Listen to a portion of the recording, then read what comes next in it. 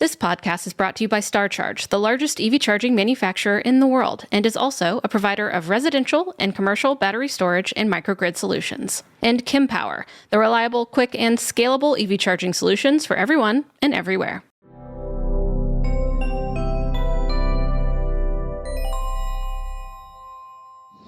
Hi, welcome back to the Out of Spec Podcast, a very remote podcast with our friends Patrick and Liv from the Mach-E vlog. I'm your host, Jordan, and we are at Laguna Beach, which means we can't really complain. I could literally throw this phone in the ocean right now. And we are here for Rivian, the R2 specifically, and the R3 and R3X, which were special surprises. So surprised. Amazing surprises. So we're going to get into everything we can about what we know about the truck, well, SUV, I guess, and then the other little SUVs, just the event itself, how much fun we had, and more. So let's jump right in. So welcome to the show, guys. Woohoo, How's it going? Today was amazing. Weather, Rivian, surprises, it was awesome. Yeah. So many good things. I don't even know. I mean, I guess the plain thing to start on is, well, I guess the event itself. I mean, we're here in Laguna Beach. This is at the Rivian, what's it called? South Coast Theater. South Coast Theater. Yeah, it's a 1930s sort of redone theater that they've made into like one of their locations that people can come and see adventure movies and check out their vehicles. And Yeah, it's a Rivian center, so Yeah, they adventure opened it up like a center. couple of months ago, I think. Yeah, and they started kind of right off. You know, RJ came out on stage and talked about Rivian spaces. We're seeing hubs everywhere popping up. You know, Venice is one of the first ones, which Kyle and I filmed like years ago, and now Denver has one. Like, Rivian spaces are popping up everywhere. Big cities, but maybe even some smaller ones eventually. Yeah, we got birds and everything. We got a fan. we are in nature, which is very Rivian-esque. Oh, yeah. And then they talked about the Rivian Adventure Network, and even, you know, first of all, RJ went on stage and everyone clapped for a like 10 long minutes. time. Yeah. It was so funny. I think he's a very popular CEO. And he talked about, you know, Rivian Adventure Network, Tesla access coming soon. Very soon. They said this month. So This Yeah. month? That's March. Yeah. So I feel shortly like after. I heard a 17th going around. Didn't Maybe you? 18th allegedly. 18th? Yeah. Yeah, So, maybe. Rivian access to superchargers very soon. Which got a lot of applause again. And the vehicles we saw today had NACS ports on them. So I guess we'll start off with the R2, which was the big news we all knew was coming. Now, before this, a couple days before this, people were actually, well, I guess leaks came out because of source code. Someone accessed the source code somehow on the website updates, which is a common way to find leaks, actually. It's happened with Apple and Google and stuff also. But yeah, people found out some of the specs. And some were wrong. Yeah. Some were wrong, some were right. Yeah. But everyone was like expecting that they knew what was going to happen today, Yeah. and they were wrong. Yeah, it wasn't quite like, I don't know if Google or who has done like some intentional leaks before, because it does work up hype, which is true. But in this case, yeah, it was funny. The leak said, $47,500 starting price, which conveniently with the tax credit brings it down to like 40. Now that's assuming tax credits don't change. We'll get to that later. But that was a little bit wrong. The actual starting price is $45,000, which is fantastic. I do want to know if that's like really what's going to happen, because we are 2 years away. Yeah. That's something else they mentioned, is the vehicle will start delivering early 2026, which still feels like 6 years away, but I forget it's 2024 now. So 2 years from now, we should see the first deliveries. Now, some people point out they could under-promise and over-deliver. They're more likely to do that than some other companies. Yeah. So that would be really cool. And they kind of did that with this event, honestly. Everyone's expecting very much R2. did. And they're like, Yeah. one more thing. And they're like, one more thing, X. Yeah. But yeah, I don't really know what could change between now and then, because that price is a good price. But will they be able to keep that price with most likely year-over-year inflation, etc.?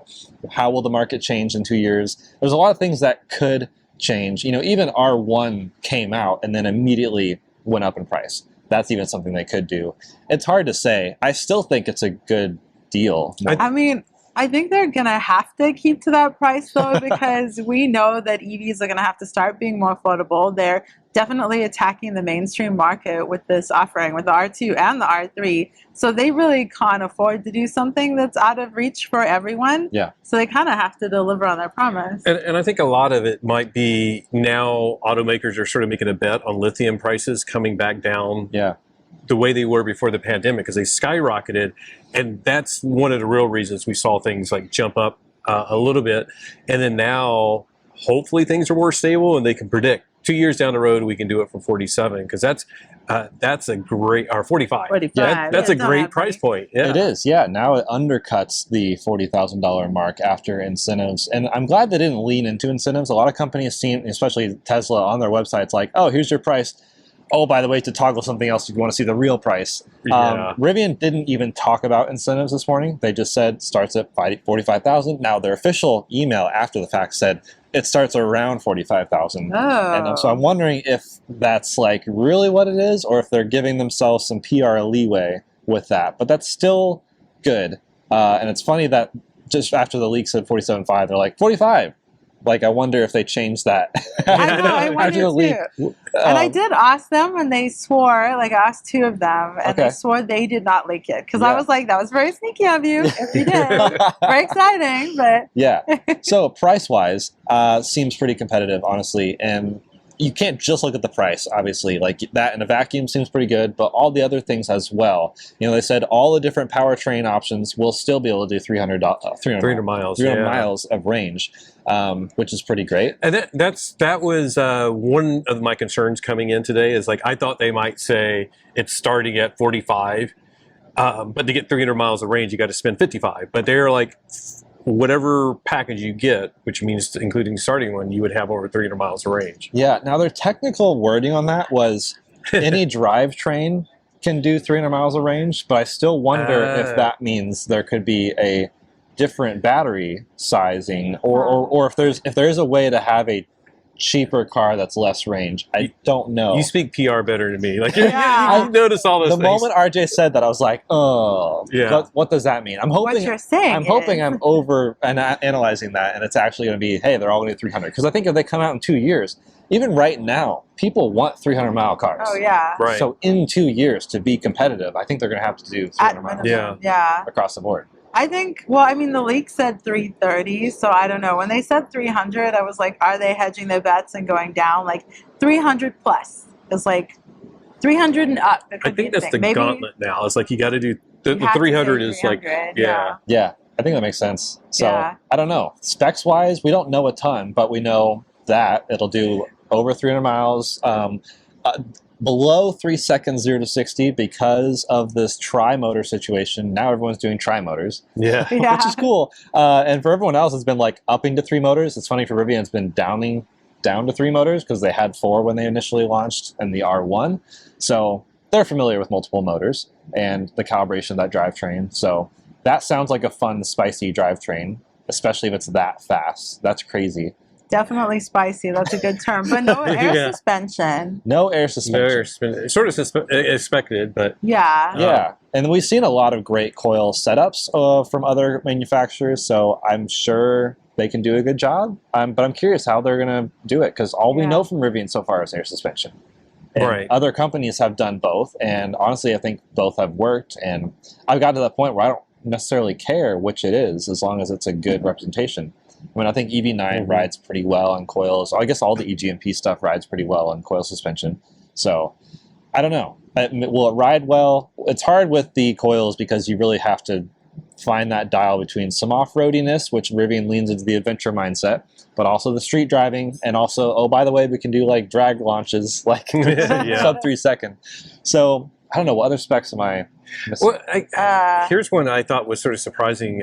Was it the 4395 battery cells? 4695. 4695. Yeah.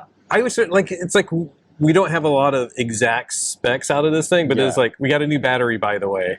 And I was talking to somebody outside. I was like, it's sort of interesting. Like, there wasn't a whole like, here's a huge battery day. We're going to go through all of this battery tech. They were just like, oh, by the way, we have a new battery. We have a new cell. Yay. We don't know what they're going to do with it. We don't know how that'll affect charging performance. You know, I can't wait to test charging curves. Of course, how the range will be affected. You know, we saw charging challenges early on with R1, and they have addressed some of this with software. And so it's going to be interesting to see what this new battery is capable of. You know, Tesla has the 4680 cells, which are close to the size. 4695, that means only 15 millimeters taller. Is that the right measurement? I'm trying to remember. Yeah, I know. I don't even know. It's confusing. Those are two, both number 46 and 95 are 2 different millimeter measurements. That's how the size of the cell is calculated. And so there are a lot of benefits to going either direction, but these are much bigger cells than the Rivian R1s had. What's interesting is, the Rivian R1 had the Easter egg of, the 7,777th battery cell is the flashlight in the door. I guess that's the only battery cell now retained from the Rivian R1, which are now in the R2. That same flashlight in the door that we all love and forget that's there is actually going to be in R2 and R3, which I thought was cool. And they said other accessories. Other accessories. Yeah, like a hand warmer? A hand warmer, phone charger, Yeah. things like cool. The phone Yeah, charger could I'm actually be excited super about that. cool. That would be great. Because there's so many times where we're like I got my battery the over battery. there, Yeah. and I leave it at home. But if it's always in the door and I'm out and about, especially like in an adventure vehicle, it's like, let's go for a hike. Let me just grab my battery to go with Well, me. what's funny, on the R1T, I've used the camp speaker, which is no longer a thing. I've used that as a phone charger, like a just remote battery yeah, bank. that makes sense. That is way less portable than like the flashlight size I love the thing. flashlight one. So that's pretty cool. They're thinking about lots of accessories. I guess we could talk about that really quick, because the press photos and everything, lots of bike accessories. Yeah. I mean, they're leaning into bicyclists, which are everywhere. And R2 especially, a lot of space. They didn't even try a 7-seater like Tesla did with the Model Y. They were like, look, we're just going to get made fun if we do that, like Tesla did. So we're just not even going to try. It's just going to be a very spacious, I think, 5-seater. With lots of room for bikes in the back, but also these crossbar things for the roof. They're all interchangeable across R1, R2, R3. And I think on those same hitch systems, they're going to have some sort of bike rack system. They mentioned that for the back of the truck too, or SUV, whatever you call it. Yeah. And the bike rack's going to be powered. Yeah. And can fit in the front, which I don't like. It doesn't look like it would be able to fit. Yeah, I don't understand. I need to They see were it. very like, Folding made a point of saying that. They somebody asked a question about the camp kitchen that everybody was so excited and apparently was canceled, but they said it was coming back in a different form. And the most interesting thing, somebody says, like, is it going to work on the R1 and the R2? And they said R1, R2, R3, and non-Rivians. Yeah. So is this going to be a random Rivian kitchen? Yeah. Like maybe a Gordon Ramsay collab? Like, These scallops are raw. It's going to be the George Foreman grill. That would be so funny. Yeah, because everyone was so excited about the camp kitchen. So I knew they couldn't just bury the hatchet completely. Like, they would have to do something eventually, but I thought it would be still a gear tunnel situation. So now we know it's not going to be a special made gear tunnel thing. It's really just going to be some sort of kitchen thing that I guess will fit in all 3 vehicles. It plus sounds others. like it. Yeah. They want to do interchangeability and everything, but also like maybe they're expanding their whole adventure lifestyle into like you don't have to just buy a Rivian. Like you could buy Rivian accessories. You could buy a Rivian that's fully, you could literally buy a Rivian instead of a house. Like you can camp in it, you can cook in it, you can. I think that was one of the most exciting things to me. It was like how flat the back can get, including the front seats can fold down forward flat, and it was expansive to see it all the way. Let's talk about the front of the cab really quick, because the outside just looks like Rivian, which I think is a win and a lose. I don't know. Some people are like, "Oh, it's not a fun new thing," but R3X helped change that a little bit. It's still very Rivian, which I think is good. Nowadays vehicles to differentiate each other just have to rely on the LED lighting signature, and everyone knows Rivian. Yeah. I'm starting to get some other companies mixed up because they're like kind of playing off each other, whereas Rivian's just over there doing the like hungry hippos. Yeah, exactly. So the front, it looks very Rivian on the outside, but the inside is where they started to still play to the Rivian, which feels kind of Volvo, which is completely a compliment, by the way. It just feels nice and looks good and fairly clean and simple.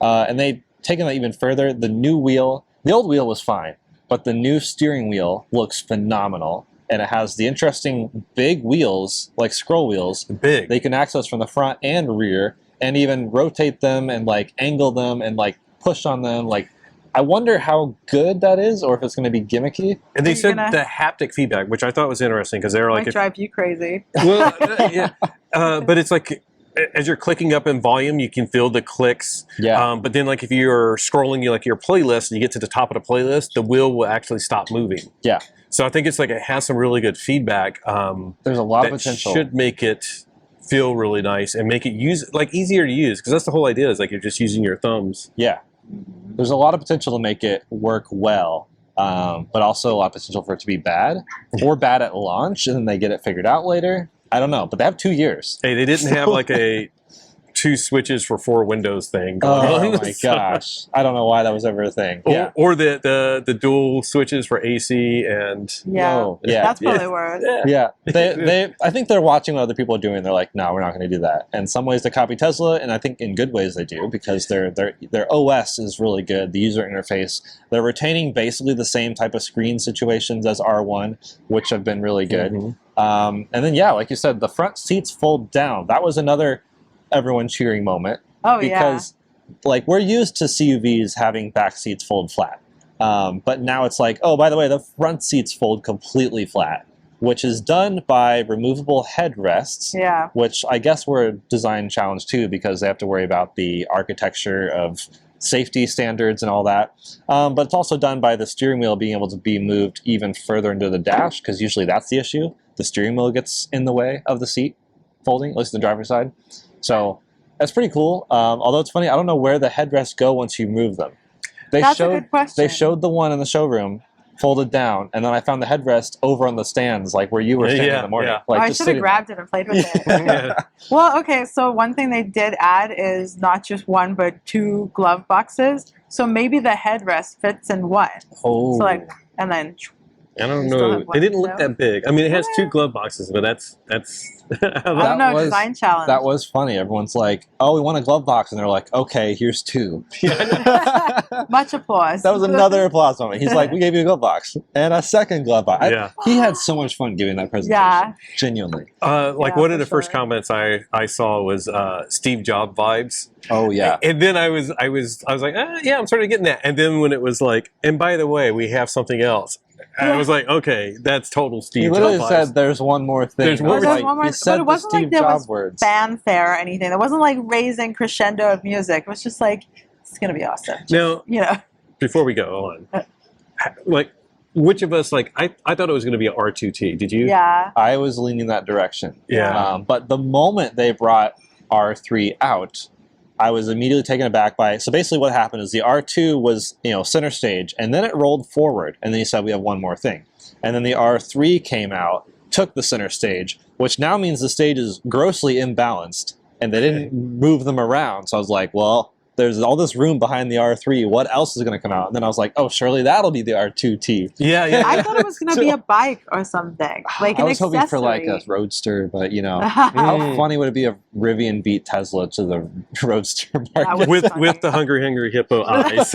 Yeah, just a boxy little car. That'd be so fun. But yeah, they did the one more thing. And honestly, I think a lot of people do respect him. I respect him. He's an approachable CEO, and he didn't even use a teleprompter. Most people this morning, things like this, unveiling, revealings, whatever, use teleprompters. They want to get the verbiage right. And it's very obvious. I was looking everywhere. No teleprompters. Nothing in his ear. He just had everything memorized. He knew what he wanted to say. And it didn't even feel like that scripted. Like, it feels like he had the talking points memorized, and then he just talked about them. It was super natural, and as though he just really knows his topic and he knows his community. Yeah. And obviously, like, the community was feeding off him, and they were feeding off each other, and just watching him interact with everyone before they started and after, it was like, hey, hi. Like, everyone there is obviously, like, a part of this. So he definitely seemed casual, and, like, he was talking amongst friends of, like, let me tell you about this amazing thing. It sort of goes back to the whole design and like what they're doing with the R series and the brand, because like one of the other talking points that they had was that like, where does the R3, like, what segment or what category does it fit in? And they're like, it's an R3. And I think it really says something to the brand of where they know what vehicles they want to make, and whether it fits into whatever category is irrelevant, because they have this vision, and it starts with RJ. It's like, this is the vision that they have for the brand, and it makes it easy to design products, and it makes it easy to talk about them without the teleprompter. I selfishly hope they do like a Jeep competitor, and just call it the RJ. Like, Oh, yes. Oh, that's cute. But yeah, they surprised us with 2 extra vehicles, and I mean, the third one was literally the cut of your hair. Like, Yeah, It's so perfect. I love it so much. they came out with the R3, which, like you said, was kind of crossover, but also not really sedan, but kind of hatchback. I mean, kind of Ioniq 5 vibes to me as far as just the profile shape. Yep. But a bit steeper on the back end, which is cool, and seems like a great size, a compelling size. Because another big thing about these vehicles is, people have asked, and when I asked on Twitter for people's questions, they said, when are we getting right-hand drive versions of R1, or when are you coming to the other markets? And R1 not currently slated for that, but R2 and R3 are literally being made to also go to other markets, including right-hand drive. Like, they're thinking about all these things. And the location of the charge port, they were very clear about watching people charging their vehicles in Europe. So the passenger rear, right? So people charging on the sides of the road and like taking the Which I was cables. surprised. Yeah. I thought it was going to be right front, because then that would give them easier access to Tesla superchargers. Yeah. But right rear is sort of like they are still sticking to, like if you flip the car around and back into a spot, it'd be like very still compatible with R1. yeah. So I don't know. I mean, I guess it depends also with superchargers. Like, aren't V4 superchargers a bit more flexible with the cable situation? Yeah. So Yeah. maybe you won't be blocking a spot, because right now, if you go to a Tesla supercharger with a Rivian, you're basically taking 2 spots, unless you're on the very end somehow. They did say, and this is something new I just saw like 2 days ago on the Tesla website, in their FAQ about NACS, it says that they are working on a NACS to NACS extension cable. So I'm like, that would help. Yeah, I'm assuming that's going to be a bit pricey because of what you need to do to make an extension cable. Yeah. Who knows? Yeah. I know there's some other companies that are looking at making extension cables as well, which it could be worrisome and a lot more cumbersome to use, but it would be nice to be able to pull in like with a Rivian or a Mach-E and just go like, this is the one we're pulling in and this is the one we're using, and I don't have to like get that close to the supercharger to charge. I just feel like they're so intentional though. Like Rivian, they keep stressing form over function. I mean, function over form. Yeah. They're very they're focused on seeing how people use their vehicles. So I just don't feel like they would put this out there without having an understanding of how it would be. And like, I couldn't imagine them intentionally putting out a vehicle that you have to have an extension for. Yeah. So that, I don't know. It'll be interesting to see it roll out, but. And again, it's like, it is 2 years down the road. Yeah. I think we're going to see a lot of solutions from Tesla with the longer cable. Yeah, So because they wouldn't be the only one with the cable issue. I mean, especially like F-150 Lightning or even Mach-E, it's further up because the hood is long. yes. And so it's like, that's awkward unless you have an extension solution. And so a lot can be done with the charging stations, and that's, whole other video topics down the road. But you're right about the function over form, but they still remember form, which I love. It still looks so good, but they did the whole, they went right off the bat with like showing, the rear window rolls down, like as in the back glass rolls down, which is just like a Forerunner. Everyone's like, heck yeah. Everyone loves their Forerunners because of that. I asked them, like, why else do you like your Forerunner? I don't know, it's just the rear window. But also the back between the C and D pillar glass vents. So a lot of like little things. And even like they were like, people love the split tailgate. That's expensive. That's complicated. So we're going to just have a different solution to where the tailgate opens, the back glass can roll down, the bottom floor can come out and act kind of as like split tailgate thing. So you can still sit on it or put things on it. And even like inside the truck, because they're thinking about, people want this car camp, just below that rear window that rolls down is a table thing that pops open. Yeah. So it's like all these little pieces of function. And it makes me so happy. Oh, I love it. But I think that's one of the things that sort of worried me before we came here was a lot of people were like, okay, you have the R1. Is the R2 going to be like a basic cheap version, cut down in size and features and form compared to the R1? And they had to remove some things. Yep. But at the same time, it feels so Rivian inside. The materials still feel and it looks really good. And they have little things like, we're going to have this little table here. We're going to have the rear glass roll down. So it feels like, it's going to be a lot cheaper.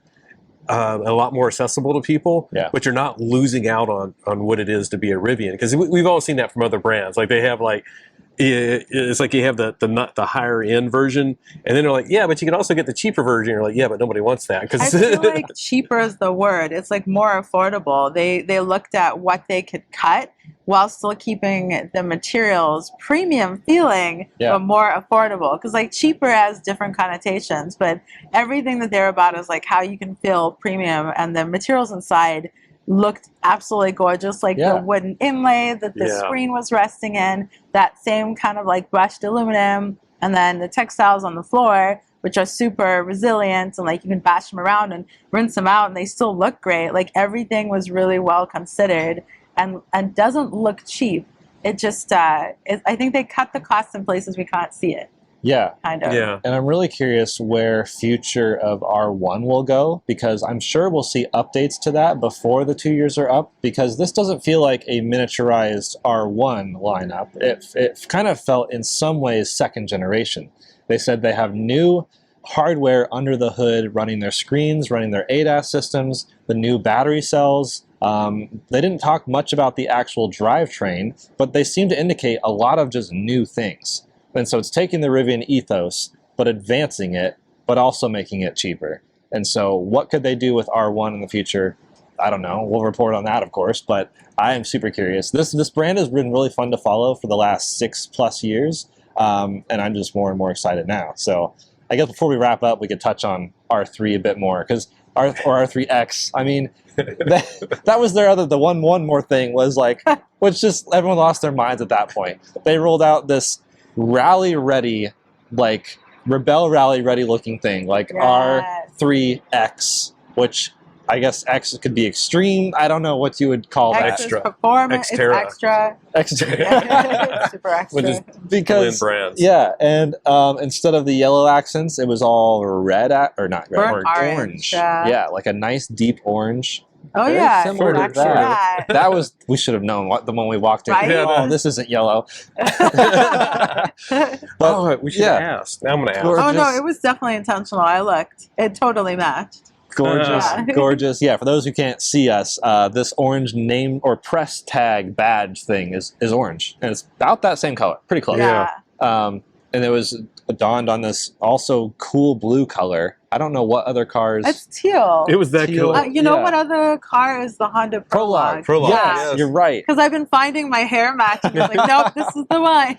Yeah, so a gorgeous, like rally ready, aggressive, tri-motor with a lot of cool interior things. We couldn't go inside that one. We couldn't really go inside any of them, but we could lean into the R2. Like the R3s, they didn't even open the doors. I know they're still working on details with that, but this one had I guess they just let their artists have fun with the interior, like lots of cool material choices. The super caramel leather with embellished seating and ventilation everywhere. It definitely did look the cork on the dashboard, which felt kind of Mazda MX-30, and just fun, tri-motor, super fast, but smaller 19-inch wheels with thicker sidewall rally tires. This thing looked like what I want to daily in the winter, but also just all the time. All the time. Take it to the beach, take it up a mountain, wherever. It's sort of a good point, because it looks like a perfect Colorado vehicle. Oh yeah, it really it 100% looks like a Colorado vehicle. But also would look right at home here at Laguna Beach. They kind of nailed both, which is really cool. And that's actually sort of their ethos, I think, is sort of Rivian overall is beach vibes, throw surfboards on top, mountains. And obviously the rear window coming down, and then the back where you could pull out the base of the storage. That was very much of loading in your surfboard or sticking your skis in the back as well. So all through their ethos and everything. Definitely. I want one. It was funny because we went ahead and as soon as the event started, went online and was I'm going to just go ahead and throw in my R2 reservation. Because we wanted a smaller SUV. The R1S is too big. And then when the R3 came out, I was cancel. No, I was where's the R3? You can't reserve it yet. But I was we'll throw in a reservation for that. Somebody was how does it compare to the Volvo EX30? It's bigger than the Volvo EX30. Yeah. And a lot cooler, and it has a driver's screen. I think it's a great. I wonder what they'll price it at. So we know basically nothing about R3, by the way, other than it looks fantastic. And I think, I mean, sure, these you could be argued that these are like really early concept cars, but I think they're gonna stick with it. I mean, Rivian's been pretty good at showing the product unveil concept and then actually putting it out for the most part. Yeah, and it was not so far off from reality, really. And they definitely have the whole progression of the brand. Yeah. Like, it doesn't seem like just random. It's very planned. Yeah. So I'm excited to see where this goes. Again, R2 should be early 2026. They said they're still working out technical details, so we should find those more along the way, which of course we'll report on because we're just waiting on the edge of our seats. I mean, I guess you ordered one, but who knows when R3 pre-orders will open? We don't know timing on that, other than you heard maybe after Shortly R2. after, Shortly after. Shortly means I don't know what that 3 means. months to 3 years. Yeah, exactly. So, I don't know. Any final thoughts? I want one. I want to know if other people want one. And if not, will they want one? Because everyone should want one. No. I'm really excited. And I think that this place in the market has finally been filled by the I'm going to say the R2, but it's the R3 I'm excited about. So you guys can talk about the R2. You know, I think the R2 is going to make a lot of people happy that the R1, R1S specifically, was just a bit too big for their garage or whatever. They were talking about the R2 is going to fit like in everybody's garage. I think it's going to make a lot of people happy. It's fairly comparable in size to the Mach-E, but because it's more stout and upright, I think it's going to make it a lot easier for people getting in and out of the back. It's Rivian, so it's going to have the performance numbers. I think it's going to be a very, very, very good seller, and I'm excited that there's just lots more Rivians coming out. Yeah, me too. I think a lot was riding on today. They've had a lot of rough press recently with some of the layoffs and just a record loss last year, Q4 2023. And so they had so much riding on today. I do think they nailed it like out of the park. I mean, the hype was very much real. Everyone was excited to be there. Yes, we have our either concerns or just like question marks around timing. Or even some of the unknown pieces of like, well, okay, we know the starting price, we know the peak performance, but like, what are the other numbers in between? Yeah. And as we find those out, we'll let you guys know. But otherwise, just let us know what you think of R2. Did you reserve one? Did someone you know reserve one? Because statistically speaking, probably one of those two. It's going to sell like hotcakes. I can't wait to drive it. I can't wait to car camp in it. I really want to car camp and everything. I just want to try it out. So maybe I'll get a car camping scale and see how they that's do. a good Jordan's rating. Car camping I'll test the USB-C port speed. I like doing that too. So yeah, it'll be fun to follow this along. So thanks for being on the show, guys. Yay, thank Great you. to I'm see so you glad we could in California. be Any excuse to get out here, you know. Francie, where are you? I know. Hi, Francie. Anyways, we'll hand the show back to Francie now. But thank you guys for tuning in to another Out of Spec podcast. We'll see you very soon.